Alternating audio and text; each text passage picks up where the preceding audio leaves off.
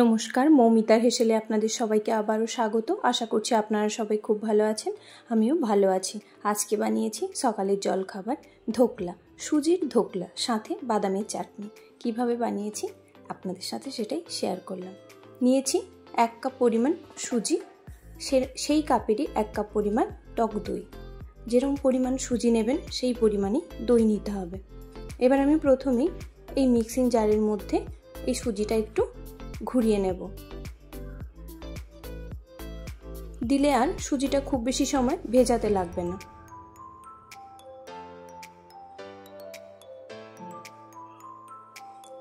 তারপরে এই বোলের মধ্যে টক দইটা বেশ ভালো করে ফেটিয়ে নিতে হবে।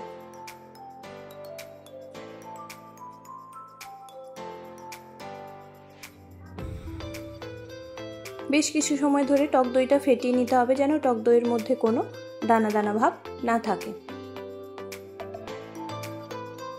টক দইটা আমার ফেটানো একদমই হয়ে গেছে। এবারে এর মধ্যে দিয়ে দিলাম সুজিটা দিয়েও বেশ ভালো করে মিশিয়ে নিতে হবে। দেখুন সুজিটা মিশিয়েছি, দেখছি শক্ত আছে। এর মধ্যে এবার একটু অ্যাড করলাম লবণ, বিট লবণ দিলাম, 1/2 চামচ মতো চিনি টেস্টের জন্য, আর দিচ্ছি গাজরটা আমি এরকম গ্রেট করে দিয়ে দিলাম। তারপরেই দেখুন মেশাচ্ছি, একটু শক্ত হয়েছে। এটাতে এর মধ্যে একটু জল অ্যাড করব। অল্প অল্প করে জল অ্যাড করতে হবে, খুব বেশি পাতলা হয়ে গেলে ব্যাটারটা তখন কিন্তু ভালো হবে না। আমি 1/2 কাপ জল নিয়েছি, অল্প একটু দিলাম, দিয়ে আবারও মিশিয়ে নিচ্ছি। দেখুন ব্যাটারটা শক্ত আছে, আবারও একটু জল দিতে হবে।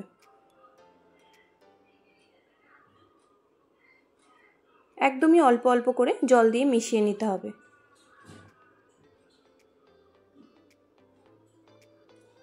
এরকমভাবে ব্যাটারটা রাখতে হবে। এবারে আমি এটা সরিয়ে রাখছি। এই ধোকলাটাকে আমি ভাপাবো, তার জন্য একটা নিয়ে নিচ্ছি পাত্র। তার মধ্যেই আমি অল্প একটু তেল দিয়ে ব্রাশ করে নেব।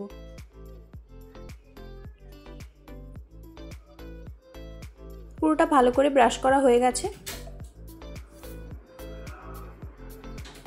দিয়ে দিলাম 1 চামচ পরিমাণ সাদা তেল, 4 চামচ পরিমাণ তেল দিয়েছি, আর দিয়ে দিলাম 1 প্যাকেট ইনোটা দিয়ে অল্প একটুখানি জল দেব, যাতে খুব ভালো ফার্মেন্টেশন হয়। এই দেখুন, দিয়েই ভালো করে এটা মিশিয়ে নিতে হবে।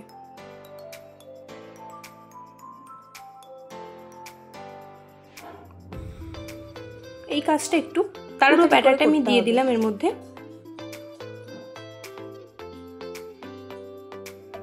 এবার এরকম দুবার করে এরকম করে দেবেন। তারপরে এর উপর থেকে আমি দেখুন একটুখানি শুকনো লঙ্কার গুঁড়ো, কাশ্মীরি রেড চিলিটা ছড়িয়ে দিলাম, যাতে দেখতে খুব ভালো হয়। দিয়ে দিলাম অল্প একটুখানি হলুদের গুঁড়ো। দিয়েই এখানে জলটা গরম করতে রেখেছি, একটা স্ট্যান্ড বসিয়ে দিয়েছি। এর মধ্যে দিয়ে দেব পাত্রটা, দিয়ে মিনিট 20 মতো একদম লো ফ্লেমে এটা আমি ভাপানো হতে দেব।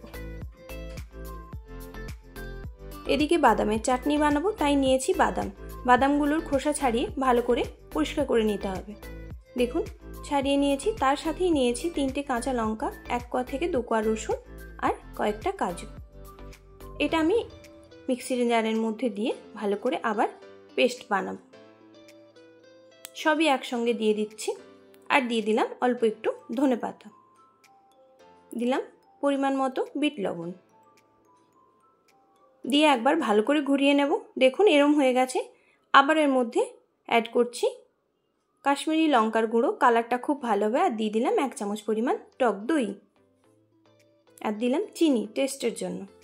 অল্প একটু চিনি দেবেন, 1/2 চামচ মতো। দিয়ে আবার দিলাম আমি 1/2 চামচ মতো চাট মশলা, দিয়ে এটা মিশিয়ে আবারও একবার ঘুরিয়ে নিয়েছি মিক্সিতে। দেখুন আমাদের চাটনি একদমই রেডি। চাটনিটা রেডি হয়ে গেছে। এবার এদিকে দেখি, দেখুন এদিকে আমার ধোকলাটাও পুরো সেদ্ধ হয়ে গেছে। টুথপিক নিয়েছি, এরমভাবে একবার দেখব যদি লেগে থাকে তাহলে বুঝবো সেদ্ধ হতে দেরি আছে, কিন্তু একটুও লেগে নেই, রেডি হয়ে গেছে। কেটে নিচ্ছি। ঠান্ডা করে কাটবেন অবশ্যই, না হলে কিন্তু ভেঙে যাবে। তড়কা দেব, তাই বসিয়েছি একটা তড়কা প্যান। তার মধ্যে 1/2 চামচ পরিমাণ তেল দিলাম, দিয়ে দিলাম কালো সর্ষে। কালো সর্ষেটা একটু ভালো করে ফুটে গেলেই এর মধ্যে দিয়ে দেবো কাঁচা লঙ্কা। কাঁচা লঙ্কাটা দিয়ে একটু ফুটে উঠলেই দিয়ে দিলাম কারি পাতাটা, দিয়ে এই ধোকলার মধ্যে আমি ঢেলে দেব।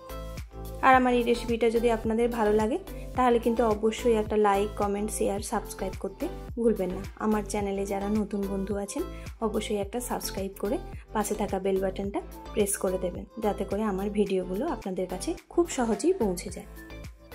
দেখুন ধোকলা একদমই রেডি। এরমভাবে করলে কিন্তু তলায় একটুও লেগে যাবে না, আর হবে খুবই সফট। ছোট থেকে বড় সবাই খুব ভালো পছন্দ করবে।